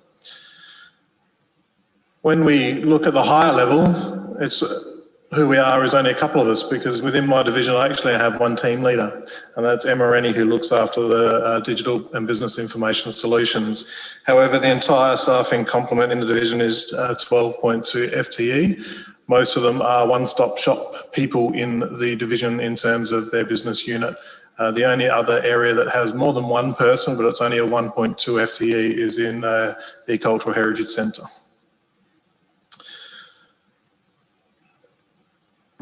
Some very quick fast facts in terms of digital and business information solutions. Public Wi-Fi, new websites all happened late last year. Working through EDRMS is the electronic document records management system upgrade that we did in 2019. Then the geographical information system replacement in June this year. Element Time is being implemented at the moment as we speak, so that's online timesheeting, so that'll be a good productivity gain for the organisation. Looking at the big figures, it's a lot of emails we get every month. So that's an average emails per month over the last 3 years. Noting that of that, only 30,000 out of the 158 are actually clean. So we've actually got filtering software and things in place that are filtering out all of the spam that comes through. So on average, only 19% of every email that hits the organisation is a clean email. It was interesting in our metrics to look at the COVID response, and it was actually when COVID hit and when people went into lockdown, the cleanliness increased. So the people sending the spam weren't sending the spam. It was an interesting metric to look at over the last 6 months. On average, 115 help desk requests. We have 187 workstations out and about, 95 mobile phones and tablets with SIM cards out and about as well. 65 records help desk requests per month. Average scanning and registering, that is only our record staff. They average 12,500, just under records per annum. 1,500 or just under 1,423 containers in a year. And last year we had 17 FOI applications received and processed. In terms of special project fast facts, tourism plan was delivered last year. We're in the final stages of our economic development strategy at the moment, hopefully closing out the year with that, if not early in the new year. But looking at the competitive grant funding, that's the area of that external fund attraction, and looking at that track over the last 3 years has been quite a lucrative area for the organisation at over $1 million each year for the last 3, which has been fabulous. That doesn't include, obviously, recent stimulus money. That's non-competitive. That's just been given to council as money. So this is literally the ones we apply for on a competitive ratio. And this year to date, as I mentioned there, 691,800 already received for the 2021 financial year, which is great. 16 grant applications last year, 10 successful with a 62.5% conversion rate, which gave us that 1.728 million. So a relatively good conversion rate on our grants as well. And then fast fact, their boundary reform is obviously progressing rapid pace, and we're going to a stage 2 general proposal. Looking for marketing communications, on average 26,000 website hits a month, and then we can segregate that down per page, per click, per like, all those sorts of things. So a few highlights there: your council was getting 3,200, agendas minutes 853, and our consultation page 336 per month. So there's quite good numbers in that area. Donna averages closing 23 marketing, that's internal marketing service requests per month. And then the post reach in 2019 to 2020 is increasing, which is great from our Facebook. And then we have just over 8,000 Facebook followers on the Town of Gawler page. That's the council page itself. We do have metrics on all the other pages as well. Business enterprise, so breaking down the three areas. Now there's very clear distinctions here in the visitor centre, pre-COVID and post-COVID, and we're monitoring that system as we go. So pre-March this year, essentially, averaging 160 phone inquiries. Since we reopened in around May, June, we've only been receiving 81 per month, so 50% reduction in inquiries. And then on the flip side, the visitation has dropped markedly since March this year through to current day. So that's something we're monitoring quite closely internally, and obviously won't change a lot, we don't think, until full border restrictions are removed and international travel comes back. Civic Centre operations, so a high-level snapshot of sessions used in the Institute since we opened and hours of use of meeting rooms, and Facebook followers and ticket sales performances, which is great stat for a new performing arts operation for the centre, with 87.3 attending averagely over each show that we've done since we started. So as a cultural heritage centre, one of the success stories of the Civic Centre, 1,235 electronic catalogue entries thus far. So that's digitising our collection and putting them up on an electronic catalogue for people to see. Over 10,000 visits to the Heritage Gallery for the inaugural exhibition, which is huge in 12 months. 31 visits downstairs per month to the Heritage Research Centre, and having only been operating for 12 months as well, roughly 18 months now, that's a really good number on an average. And then external inquiries, which is not the visitation, it's additional to the visitation, averaging 12 per month in that space too, which is excellent. So now, as I mentioned before, we have one strategic risk, and it's related to the IT element of the business. So if we have a lack of ability to adapt to different technology advances and an inability to respond in a timely and appropriate manner to technical disruption, that's the risk. It's a consequence across the board for the organisation. It hits pretty much every consequence area that the council has. We have a range of controls there, including upskilling of staff, executive elected member training as well. We have an IT strategy in place. It's currently being reviewed because it's coming to the end of its life at the end of the calendar year. We have budget and processes in place to consider future technology, service level agreements, especially with our major provider Civica, who is the engine room behind everything we do in council. Monitoring our help desk. We have a disaster recovery plan in place. Again, that's up for review and it'll be subject to one of the internal audits early in the new year. We do cyber security audits, and we are currently doing fraud and cyber awareness staff training across the board. So every single staff member is receiving a monthly email and a training session about being more aware of cyber security and fraud. So what we've done from that, when we first measured the risk without any of the controls in place, we noted it was a severe risk. But with the controls in place, we believe we've got an extensive suite of controls, and we've actually managed that down to a low risk category, which is an excellent result. I'll now move through operational risks. So this is again in IT area. So if IT systems are unavailable, that's the risk. So in terms of controls, we do have uninterruptible power supply to providing power backup to our systems. We also have network connectivity with redundancy links. So we have multiple paths of connecting into our main servers. We duplicate our servers between the Administration Centre and Evanston Gardens at the moment, and we also have internal and vendor support. So when we've measured the risk rating with the controls in place, our residual risk came in at medium. In terms of data privacy and storage risks, we have a lot of measures in place, including password protection and the requirement for staff to change their passwords on a regular basis. We also have antivirus malicious software threat detection.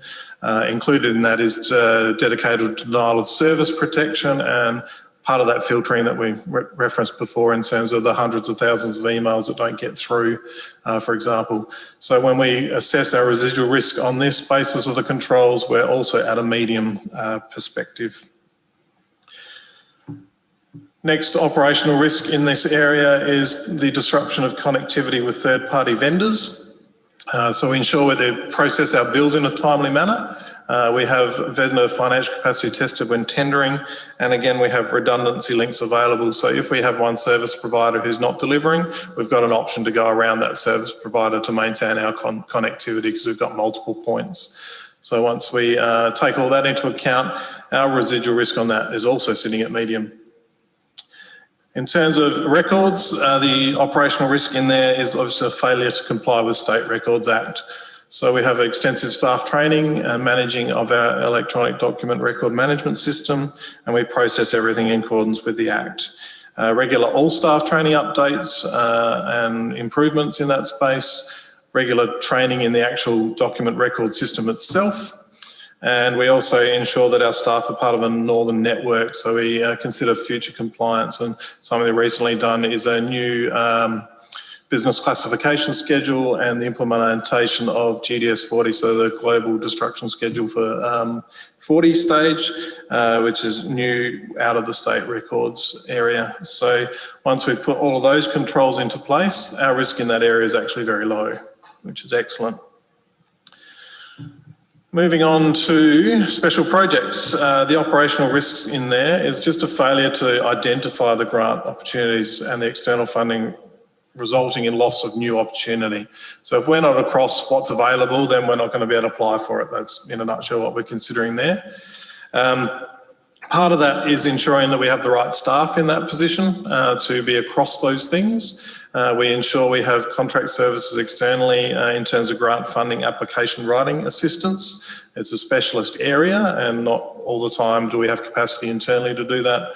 We have regular team leader and exec meetings to discuss projects and opportunities, and we are also subscribed to multiple grant funding notification platforms. So we're very confident that not much is getting through the cracks in terms of grant funding. We have a lot of ones that we're ineligible for, but we are only chase those that we're eligible for. So once we've put those controls into place, we're at a medium risk because there are still some areas that we consider in terms of the financial consequence. If we miss a really good big opportunity, it could have a significant financial consequence. That's why it's still sitting at medium. When we look at the Visitor Information Centre, failure to deliver a market a high level tourism service. So in that space, not having appropriate souvenirs available, not being able to provide accommodation, tours, holiday packages through the centre, not having strong patronage and not having a good reputation. So some controls in place. All the souvenirs are viewed by our staff or a trusted professional before it's purchased as goods for resale. We ensure we roster sufficient staff and volunteers to operate the facility at all times. There's regular cleaning and stock replenishment, so in terms of our reputation, it's very good. We regularly promote all of our service offerings and we liaise with touring businesses to ensure that products are available to purchase and or book at the centre, and putting those in place, the risk in terms of mitigation, we're at a low risk perspective. Next on the list, Visitor Information Centre unable to open. So there's a couple of elements to that. There's obviously the vandalism element. So we have maintained CCTV systems, regular check maintenance and repairs. And then the other part of it is staffing, and that's regular volunteer recruitment and a staffing roster spread across a large volunteer base. If we're implementing those controls, then we are also at a low risk in that space. The Civic Centre operational risks, the first one of those is failure of the strategic direction in identifying our service delivery levels and making sure they're visible to the community outcomes for the centre. So what we've done in that space as controls is ensuring that the service is aligned to the community plan. We have performances, activities and educational programs linking in with local schools and groups. We actively market the program as well as this place as a cultural venue and a hub for the community. We have professionally qualified staff, regular customer surveys and feedback, and regular monitoring and reviewing of rates and stats. We put all that into place and we come out with a risk level of medium. The next, yes, Karen? Yep. Yep.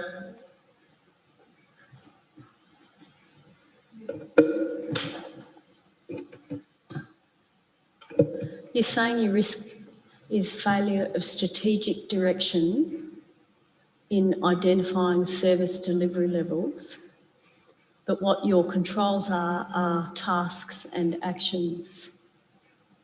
So failure of strategic direction in identifying service delivery levels. I'm just not sure that your controls address the risks that you've identified. You do performances, but that's not necessarily addressing your strategic direction. Service aligned to the community plan. In the community plan, you've got sort of overarching statements. Have you nailed your controls? That's my question.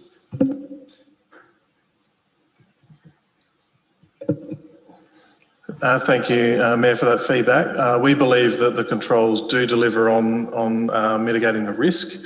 It might be the way we're referencing those controls, and I can look at the wording of that, but we do have business planning in place on a strategy level for the Civic Centre, and we're delivering into that. And yes, these are tasky outcomes, 100% agree. So we could look at how we're wording that to better align it, definitely. Yep. Thank you. In terms of the next risk for the Civic Centre operations, it's a failure to deliver market a high level of cultural service. So that's vibrant entertainment programming, efficient management of the performances and the facilities, and strong patronage and reputation. So ensuring that we get the right programs out and about, we have performance material viewed by staff at the centre or a trusted professional before it's programmed. We ensure that we roster enough people for crowd control. We have barriers in petitioning. We have access systems for mobility and vision impaired who can sit in cafe areas, other facilities, and then they're assisted up to their seat, for example. Large group booking seated together to counteract some non-allocated seating concerns because we don't have allocated seating in the venue generally. Regular cleaning and stock replenishment for amenities leading to that, ensuring the facilities are good. We do have the ability to call cleaners if we need an emergency. We have verbal communication with clients about all the entrances and exits, external internal signage indicating those things, car parking amenities in place. We have maps for car parking and those sorts of things that we share with hirers and users. And we also have remote communication from the function areas to staff offices to enable prompt responses if needed and enable effective patron movement. So once we've put all those things in place, we believe we have a low risk in that space. Can I ask, would one of your other controls have given where you guys actually established and should do is actually a COVID management plan? Yes, I'll get to that. We've put that into our emerging risk, which is real, but it's not in our existing risk register, so we need to bring it in. But yes, 100% agree. Yep. I'm just thinking that any one of these events that you have, you must have. Correct. Yep. That's yep. Control over both your lead cars coming through this time. Yes, correct. You must have that, so that's a control. Yep. Yep. And that's why it's low. Yep. Moving through, there's the next area within the Civic Centre. There's two prongs to this. This is our liaison essentially with the Innovation Hub and failure to appropriately manage the Innovation Hub and monitor and delivery on KPIs. With a regular communication with the contractor, monthly meetings, reporting and monitoring of KPIs, we believe that the level in terms of managing the contract and monitoring KPIs is low. The same applies for the Social Enterprise Cafe in terms of its contract and monitoring delivery on KPIs. With the controls in place, they're exactly the same controls because it's the contract management in those spaces. We believe in terms of that management of the contract and monitoring the KPIs, they're low.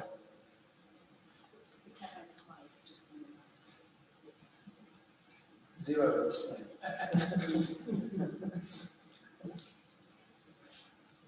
In terms of the next area, which is the Cultural Heritage Centre operations, Inappropriate management of the Gawler Heritage Collection is one of the risks we have.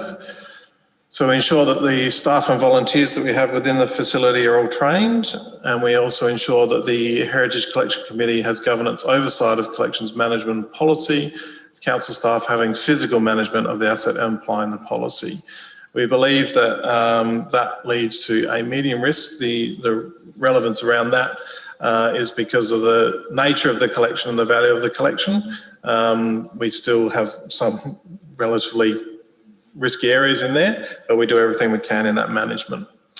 Failure to deliver on an exhibition program for the Heritage Gallery is another risk in that space. So we ensure that funding is provided within the annual budget and business plan, and staff provide with internal support as and when required to ensure that delivery is a priority and achieved. So doing those things, we believe we've brought that one down to a low risk area.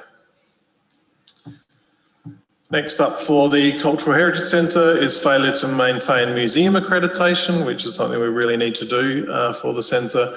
And so the accreditation reporting is built into the Cultural Heritage Centre staff workloads, and we ensure we do the required reporting. And we believe that's a low risk in that space due to that control. As was mentioned just then by the Chair, Peter Brass, something that we've identified emerging. It's actually real, but it's not currently in our operational risk. We need to bring that in, is the ability to deliver those programs and services in COVID-safe ways whilst maintaining cost recovery principles. We do the regular monitoring as SA Health advice, local government functional support group advice. Everyone in my division has actually completed their COVID marshal training, so it doesn't matter who is around. We have the control in place that we're operating in that way, and COVID marshals present for all programs, events and activities. We've had to adjust event capacities based on latest advice, and they we're adjusting on an almost weekly basis. We're fairly static at the moment, but any other advice we adjust. And then financial impacts of these is actually reported through to council, and it has been through the quarterly update reports and the budget reviews. So whilst we're doing these things already, it's listed in my mind as an emerging because it's not in our currently adopted operational risk register, so we need to update that. And by doing that, we're ensuring that it's a low risk area.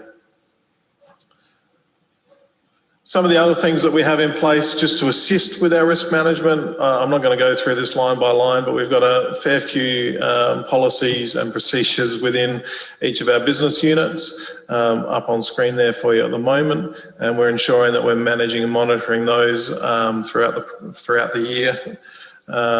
We have a lot of Local Government Act and planning areas within economic development special projects. We have policies in marketing and communications. We ensure we comply with the Copyright Act, Privacy Acts, and we're currently in the development of a digital media strategy to assist in our comms area. And the VIC, we have procedure manuals, and it's an extensive one there, and that's done deliberately so that volunteers can find it easy to operate the facility. We maintain Tourism Industry Council of SA accreditation, and there's a tourism plan in place. With the Civic Centre, the procedure manual here is also extensive, and it's updated actually on a 6-monthly basis or as new equipment or new things come in. We have venue hire policy, we're compliant with national competition policies, and we also have an art exhibitions and exhibits in council managed venues policy. In Cultural Heritage Centre operations, we have obviously the Heritage Collection policy. We are in development of a Cultural Heritage Collection, management plan, and Heritage Collection Committee has been active in that space. We're hoping to have that finalised prior to the end of the calendar year. We have a disaster preparedness plan. We also have DGR status for the Heritage Centre now, so we also have to comply with Income Tax Assessment Act and the taxation ruling that's up there on the screen as well. Any questions? Thanks. No, that was great. Peter?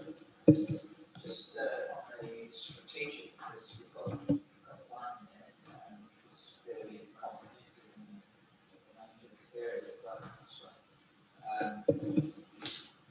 I just wonder about cybersecurity and whether that actually is a strategic risk of its own and needs a separate focus.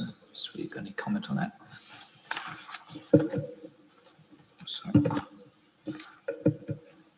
So thank you, Peter. Yeah, through the chair, it hasn't landed as a strategic risk in our current strategic risk register. We obviously acknowledge it there as one of the things that we have to do to manage that strategic risk, but it is emerging as a heightened risk. So when we're doing a review, that's definitely in consideration. And I believe in the internal audit plan, cybersecurity is up early in the next financial year, I think, from memory. In line with our 2-year cycle on our internal cybersecurity audit, which we do anyway.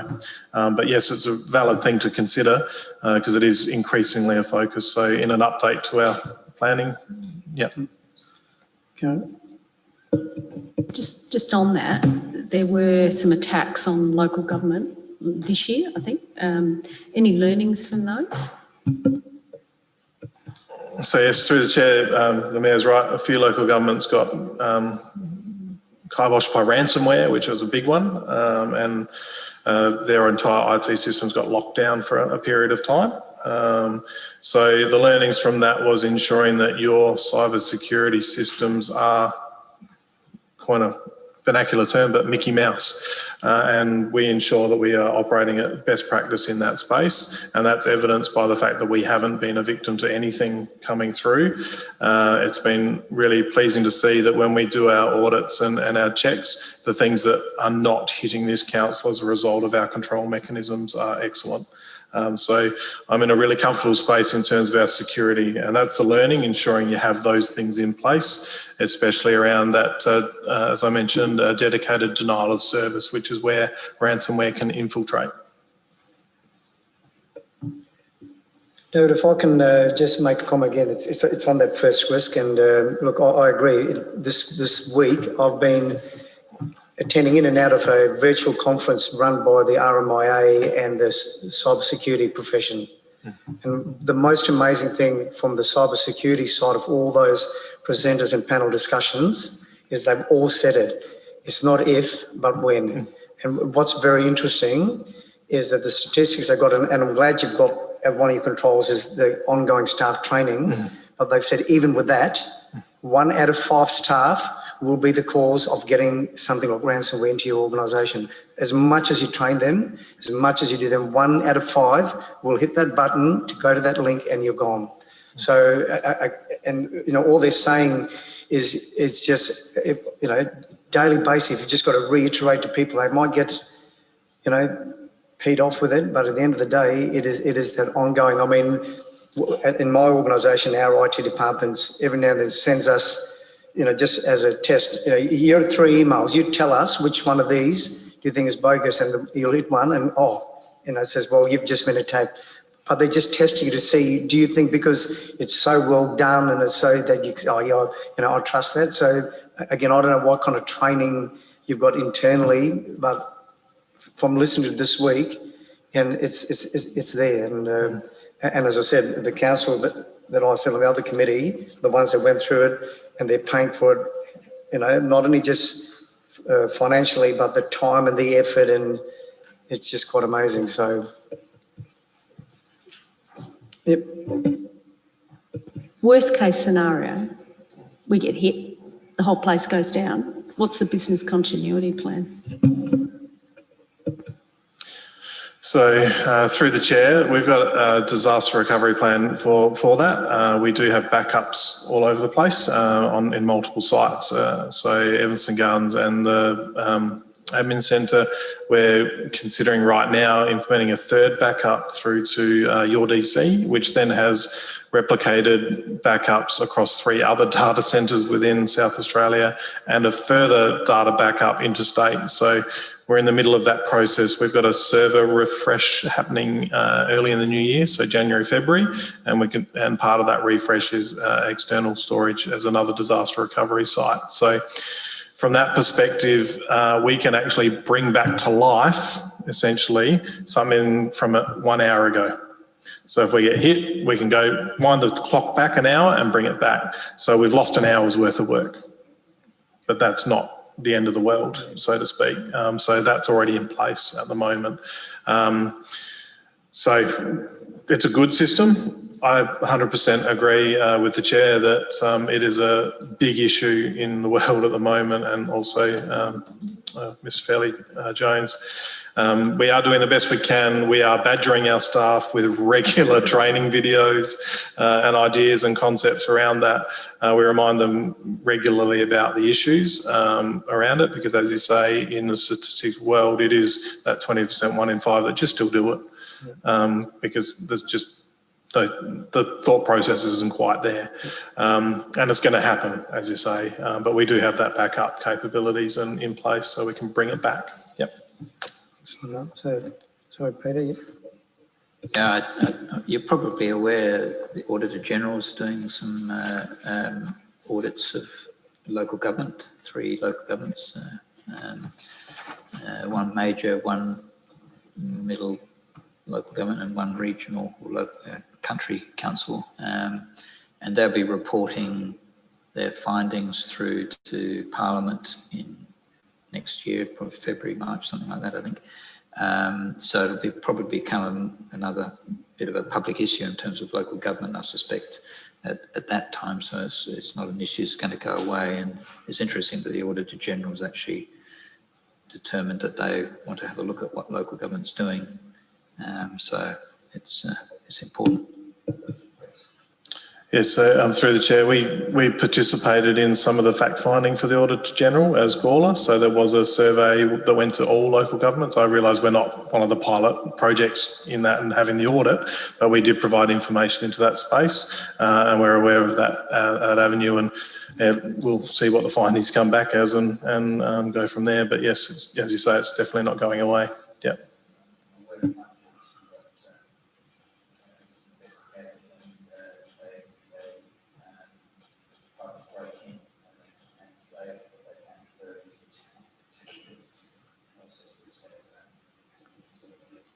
David, can I just also ask, I know that, because all the equipment, so I assume the council have council equipment, and so how often do you educate the councillors? Because they could be the ones, that could be that 1 in 5 that's going to let it happen.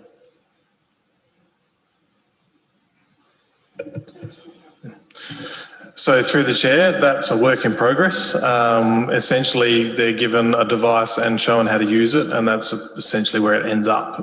So yes, we need to probably do more in that space.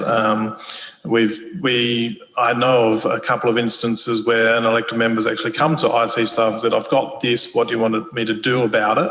And we've said, don't do anything, don't touch it. So at least there's some awareness from a few of them, but it's definitely something we need to improve in that space. Yeah, 100% agree. Yeah. I've probably received 3 or 4 spam emails this year as Mayor. Oh, without a doubt. Yeah, which isn't many, but you still know they're there. Thank you, David. That was very, very interesting. It's good to see that you're, well aware of all your risks in your area. So that's great to know. So thank you very much. So do we need to just note the presentation on our minutes? So someone will move that way to receive the presentation.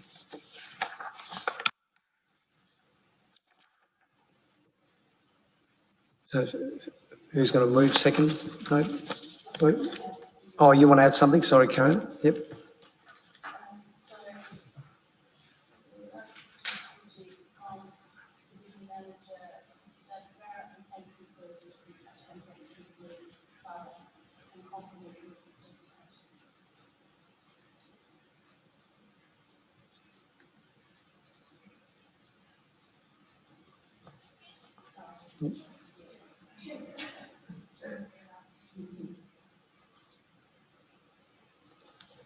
Okay, thank you, Karen. Second, Peter, all in favour? Carried, thank you. Okay, we come to no items listed for discussion, items listed for discussion at future meetings. I think we've got a few of them coming through from our internal audits and the risk appetite and risk tolerance. No questions or notice. Motions without notice, nil. Officially close the meeting, and thank you all for your presence tonight. Noting our next meeting is in February 21. Wow.